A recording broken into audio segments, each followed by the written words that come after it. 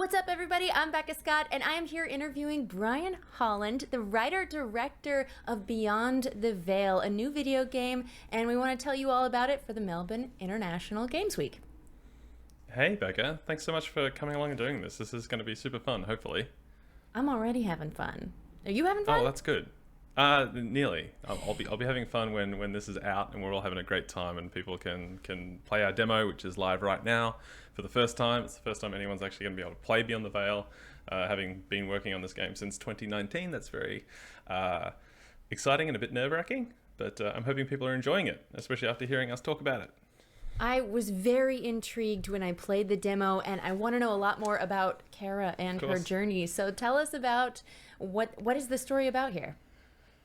Okay, so Beyond the Veil is a story about Kara, a 20-something woman from Los Angeles who is very much down on her luck. She's recently lost her apartment after losing her job and also after losing her mother. She's had to move back in with her dad because she has no other recourse. She's got nowhere else to go, but her dad is retiring and he's selling the family home and he wants to go and retire in New Orleans and she just has to go with him. So she is very much a woman lost in life and she has no direction and no real path, and she leaves that pretty much firmly in the hands of the player of the game.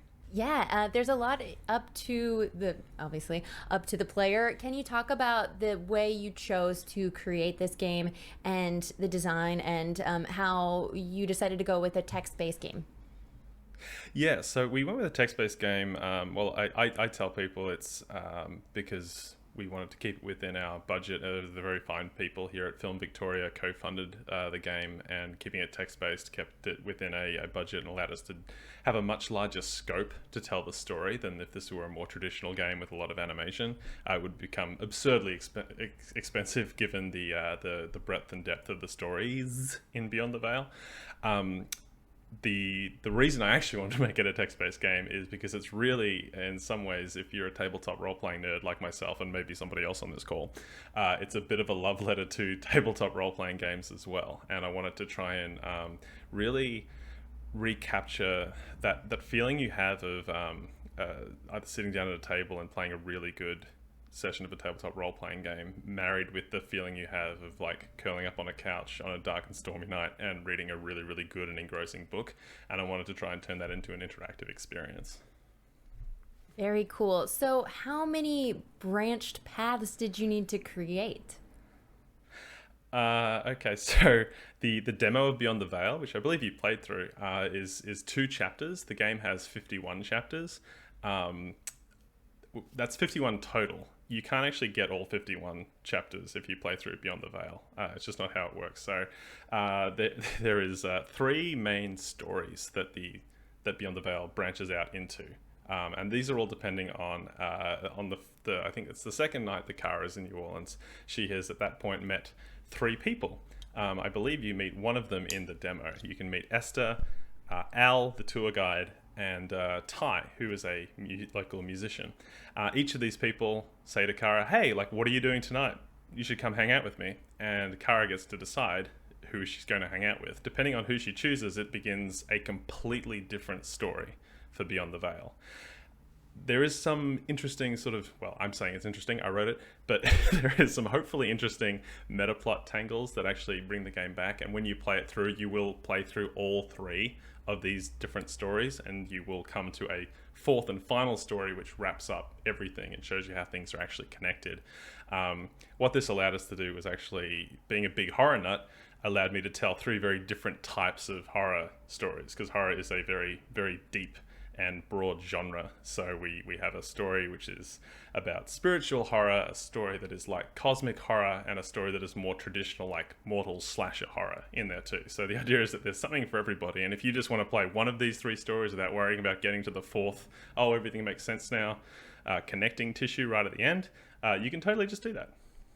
No, you got to play all 3. You got to know all these experiences. Exactly right. That gives it nice replayability. I want to know about Esther because that's who I met. What's her deal? So Esther is a practitioner of New Orleans voodoo, and what her story with Kara is very much one about what it means to face and exercise your own external demons or your internal demons. This becomes a somewhat heavy-handed metaphor in the horror story that takes place with Esther, which is my personal favorite because I'm a big spiritual horror guy. If you like stuff like The Haunting of Hill House, The Exorcist, The Exorcism of Emily Rose, The Conjuring, that's very much in that vein of horror. Esther is she's aromantic, she's bisexual, she is extremely mysterious, and I'll just say, without spoiling anything, she is wise beyond her apparent years. I think you just spoiled something. Well, maybe. Esther also makes mention of her Creole heritage. Is that something that you did a lot of research about? Yeah, totally. So Beyond the Veil was written in consultation with sensitivity readers and people of the actual descent that the characters that are properly represented in the game. Myself, I did extensive research on all aspects of New Orleans history before diving into this. That's largely what's taken up a lot of my last 2 years. Of course, I'm very proud that Danielle McCrae, who voices Esther in the game, is as a woman of color from America as well. So we're very, very much in tune with who Esther should be, and hopefully she is very faithfully created and resonates with people who play the game. That's awesome. I love that you're working with a sensitivity consultant. It seems like more and more games are doing it, and it's a wonderful trend. You mentioned one amazing voice actor. There's also the voice that plays Kara, which is our mutual friend Erica Ishii. Can you talk about casting Erica? Oh, well, this is a fun story. I'm not actually sure if I've shared this story anywhere. So in 2019, I was still working at a tabletop game shop in Melbourne, just, selling games and stuff. And this is before I started my work with Paradox on World of Darkness stuff. And I was on the train home and I was listening to the first episode of the wonderful LA by Night. That's hard because on one hand, it's not safe. Every single person that I've talked to, everything that I've witnessed these past 3 weeks, it's not safe. I was listening to it because it was on my phone, so I wasn't watching it. And Erica's character, Annabelle, has this little monologue about what she loves about Los Angeles. And she talks about it being a city of angels or something like an Ouroboros or something like that. Anyway, I was thinking, I'm like, oh, she sounds like how I've pictured Kara to sound. I'm like, I'm sure we can't book her. And then my friend who I play Magic the Gathering with, or had played Magic the Gathering with competitively for several years, who is now a screenwriter living in Hollywood, Mr. Nick Watson. He works on a wonderful cartoon on Netflix called Final Space, if you're going to check that out. He just happened to have a mutual connection on Facebook, and I hit him up, and he put Erica and I in contact. I sent her the pitch, and she was very into it. So we're very, very lucky and very, very excited to be working with someone as talented as Erica Ishii. Yeah, and you got her just at the right time, because we should mention, in case people don't know the name per se, you've definitely heard her work if you play video games, because she has voiced characters in Apex Legends, Deathloop, Destiny 2, Cyberpunk 2077, a lot of stuff, just like bragging about my friend. Indeed. Okay, jumping back into Beyond the Veil. So as I was playing through the demo, when I hit pause, I noticed a menu with 5 characteristics. Can you talk about what those are, and was I being judged? So, as I said earlier, Beyond the Veil is in a lot of ways a love letter to my love and passion and now bread and butter of tabletop role-playing games. So what is in the demo is it's not visually how it's going to be in the final version of the game. This is still like an alpha build of the demo. It is a character sheet for Kara. So the main mechanic in the game is not only just choosing your way through the story, it's also building Kara's personality, because she really doesn't know who she is or what she's going to be. So she's in this new situation, so she's trying new things. So every choice you make will add or subtract from one of Kara's 5 attributes, which are empathy, honesty, happiness, belief, and jealousy. As you work through the game, these will become more in tune for you because certain options will be gated depending on your personality choices. So, for instance, the example that I like to go through is if early on, when you are speaking to your dad about the kind of clothes and things that you brought from Los Angeles, and you choose to lie to him about the fact that you actually threw out a lot of your clothes, that will indicate that you are not an honest person.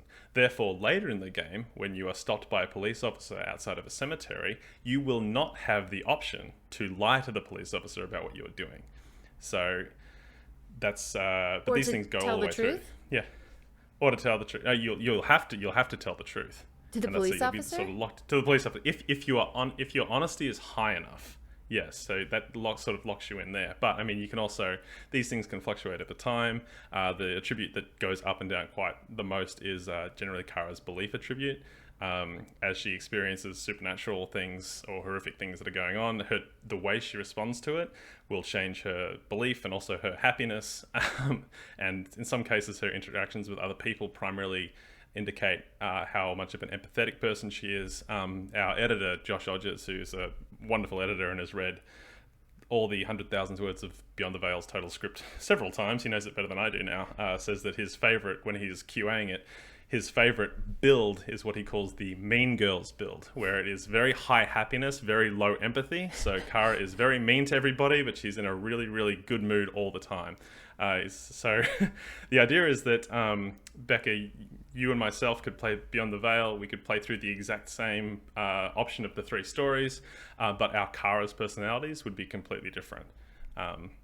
And again, that wants to heighten the replayability because obviously not only are there choices, there are entire little branches within the stories that are blocked off depending on the type of Kara you're playing, obviously. So like one of the romanceable characters, Ty, if you have a low belief, you won't really have access to the dialogue options that romance Ty. So spoilers, but yeah, if you want to romance Ty, be a believer. Ooh, I love that.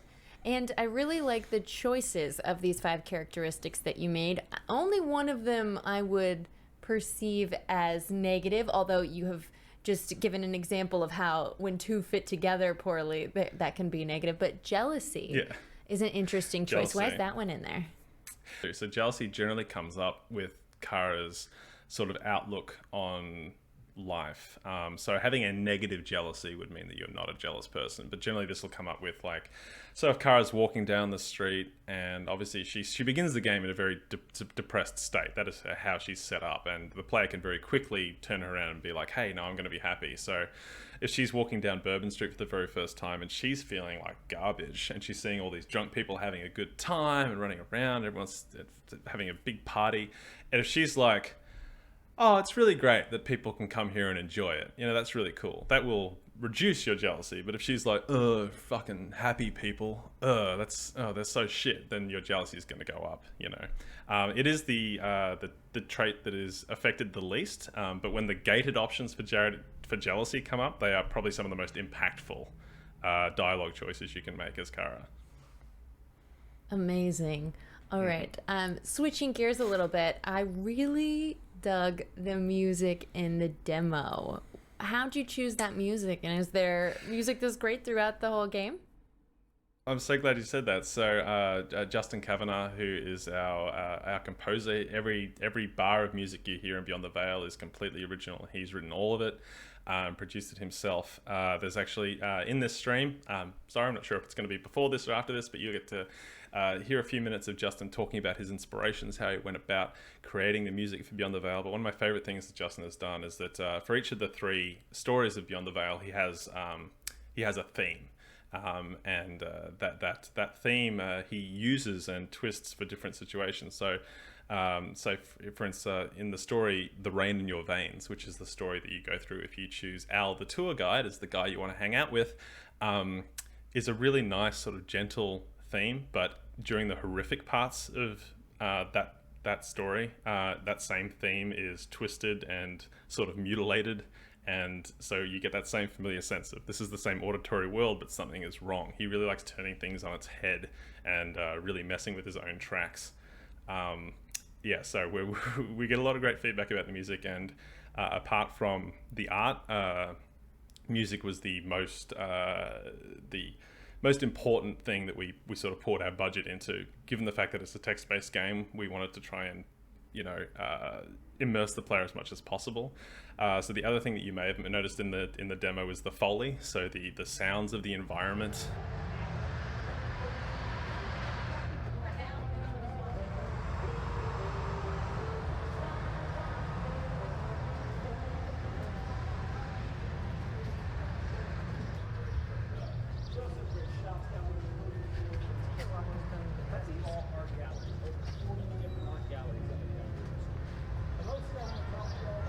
And things going, you see cars going past and birds. I think you can occasionally hear some people speaking. I'm not sure if you can quite make out what they're saying.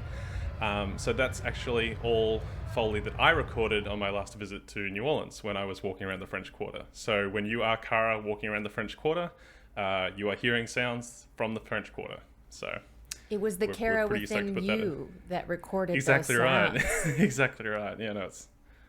Talk more about your visit to New Orleans. Was that before or after you started on this project, and did it change the project?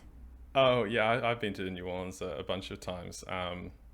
It's easily my favorite city in the world, and it was when I think on my second trip there, I was on a riverboat on the Mississippi at night, and I was talking to a friend of mine about stories and such, and they were telling me about this Film Victoria, which is a wonderful institution we have here in Australia who co-fund movies and video games.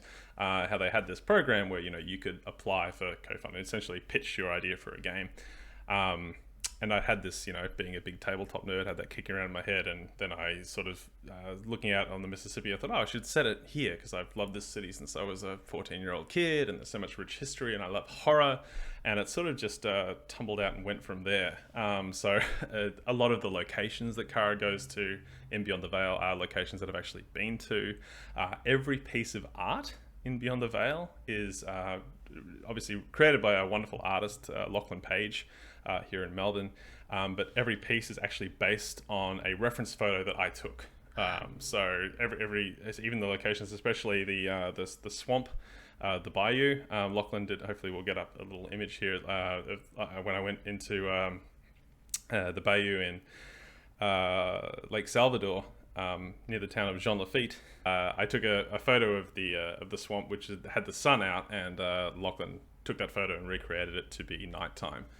Which is really cool. But yeah, he did a great job of doing that. So yeah, no, I love New Orleans, and for a little while there, I was going once a year.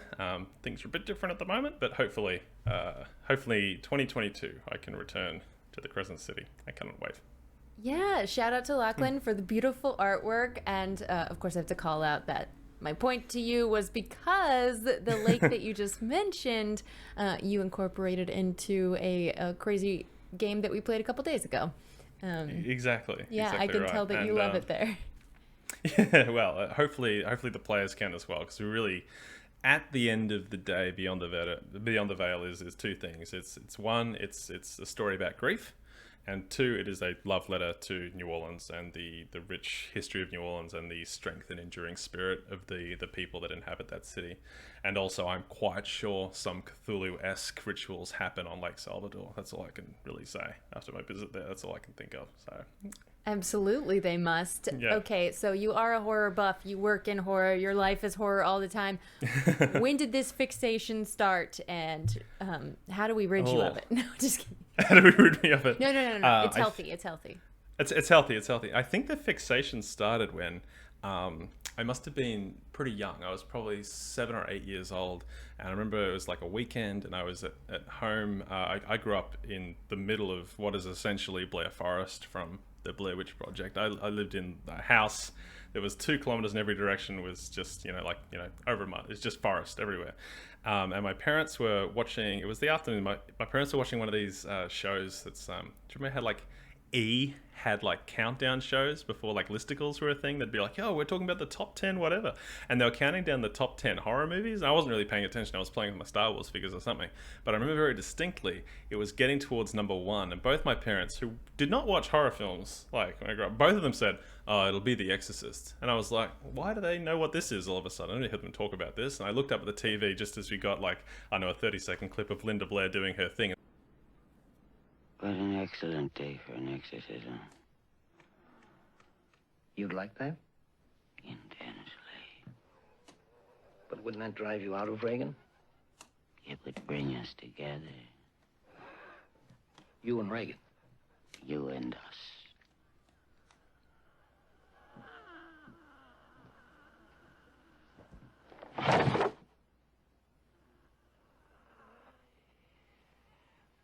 Did you do that? And there are only a couple of times in my life I remember being so scared I couldn't sleep, but it just sort of ingrained itself in the back of my head. And then as I got older, I decided to sort of do some research onto why I was frightened by that. And then that became like more of an obsession with horror. And then I started doing some research with some other people, a couple of friends of mine who are psychologists, talking about like, why do people who like horror engage with horror? And there's this big multitude of reasons why people do it. For the past few years at PAX Australia, I've actually run the horror games panel, and I always liked having a doctor or a therapist or someone on the panel to talk about, why do we do this? And to tell you the truth, I still don't know why it is.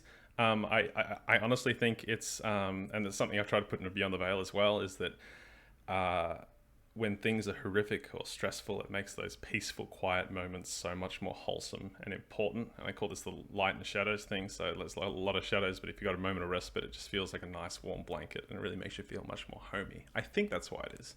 Or I just like the concept of demons. I don't know what to tell you. It's fine.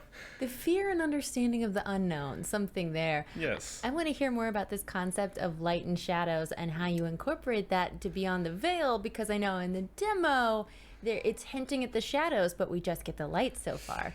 So exactly right. How do you balance that? So the demo of Beyond the Veil is some very early chapters of the game.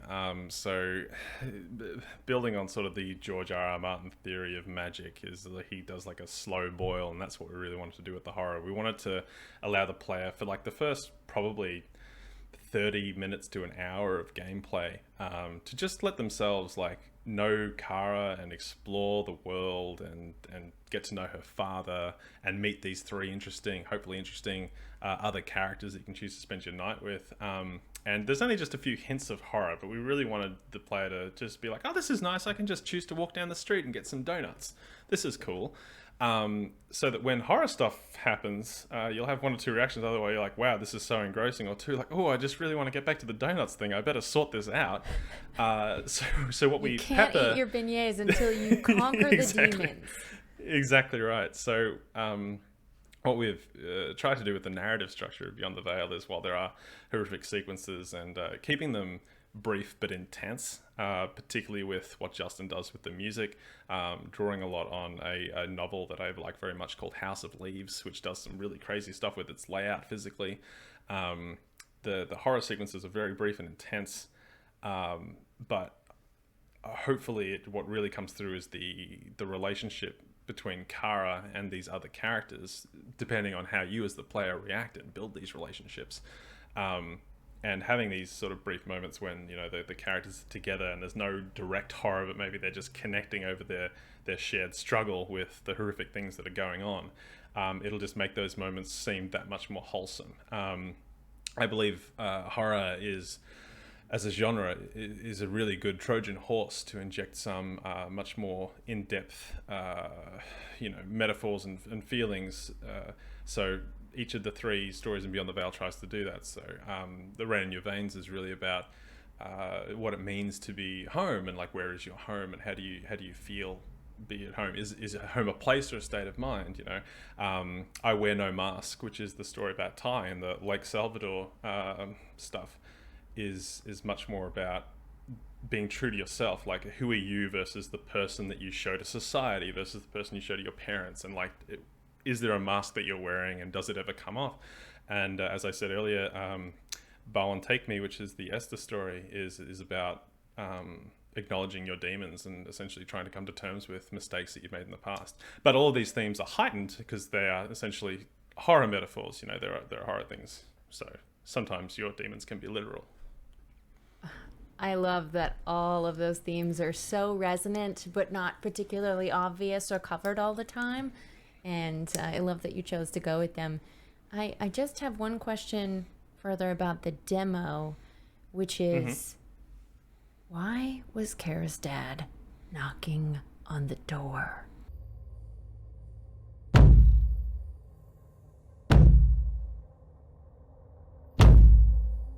I woke in the night to Dad knocking on my bedroom door.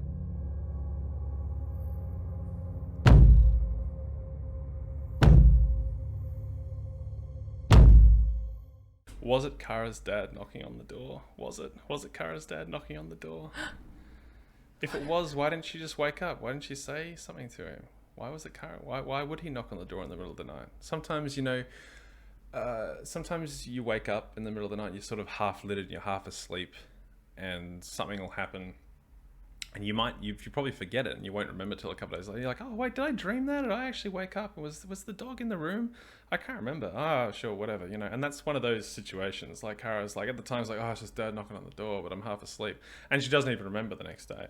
And when she does remember, she realizes that things don't add up, as you realize pretty quickly if you're paying attention during the demo. Something Dad says to you over breakfast does indicate that he wasn't actually home when her door was being knocked on. But this is one of those things. So it's a brief hint of a strange and horrific moment, but it is sandwiched between Kara going to get some beignets and meeting a very lovely Creole woman and having breakfast with her dad and deciding what they're going to do on the river that day. Amazing. The river that you have been on, and we can see the Yes. the paintingified interpretation of the photo that you took. Exactly. Can I ask you, Becca, when you were playing Kara in the demo, how did your conversation with your dad go? And spoiler alert for anyone who has played the demo, so whatever, you can scrub over the next 30 seconds if you haven't played it yet, but otherwise go play it right now. Well, I don't personally have daddy issues that I know about, so I was very nice to my father and happily agreed to go on the Mississippi riverboat with him. That's good. You can absolutely do the complete opposite. You can be very, very nasty to your dad in this game if you want to be. Or you can be sort of middling. Yeah, you saw, right? You know. I wouldn't And those are the dare. things that would reduce her empathy. He did, and he tried really hard, even though he wasn't particularly good at it. He didn't know where the fan was. He was struggling to flip the eggs, etc. But anyway, hopefully, so for those of you who haven't played the demo yet, or if you have played it but you only played it through once, I encourage you to try and play it through a couple of times and just see that even within these two chapters there are a number of ways to navigate. I've always hesitated comparing or referring to Beyond the Veil as a visual novel because I think the frequency with which there are choices in this game is much faster than most other text-based games, which did result in the writing of and implementation of and production of the game being much longer, but hopefully it keeps players engaged, and hopefully I trick people into reading when they otherwise would look at a page and be like, I don't want to read that. I do that all the time, like, I couldn't be bothered reading all that. But if we put it into sort of more bite-sized snippets with you making a choice every now and then, you will accidentally read a novel's worth of text when playing this game.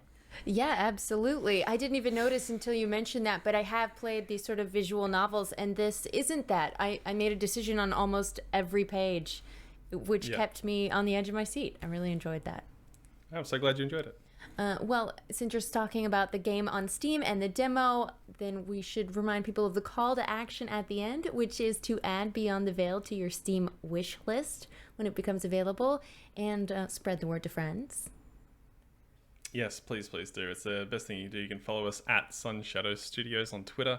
You can tell your friends about Beyond the Veil. You can share the trailer around. But most of all, the best thing you can do is wishlist it, and you'll get a notification when it releases, which is the question that I'm hoping that Becca's been avoiding.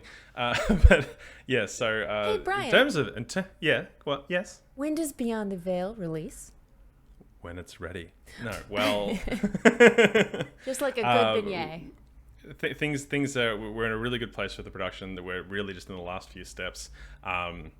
We're just there's the sound, as you can tell from the demo, is very dynamic and intuitive, and Justin is writing all of the music as well. So that is the last step we're up to. We're just implementing the sound. After that, we go into a big slog of more testing. So lots of this will be the first time other people will be playing the game to do a lot of QA. And once that's up, it will be out on Steam. So we are closer than we've ever been, and I'm super excited. We don't have a date yet, but hopefully when it is out, people can engage. Yes, it's mysterious. It's a mysterious date. Yes. Brian Holland, the director, writer of Beyond the Veil, with the indie game with the mysterious release date. Thank you so much for speaking with me, and I can't wait to play the game when it comes out.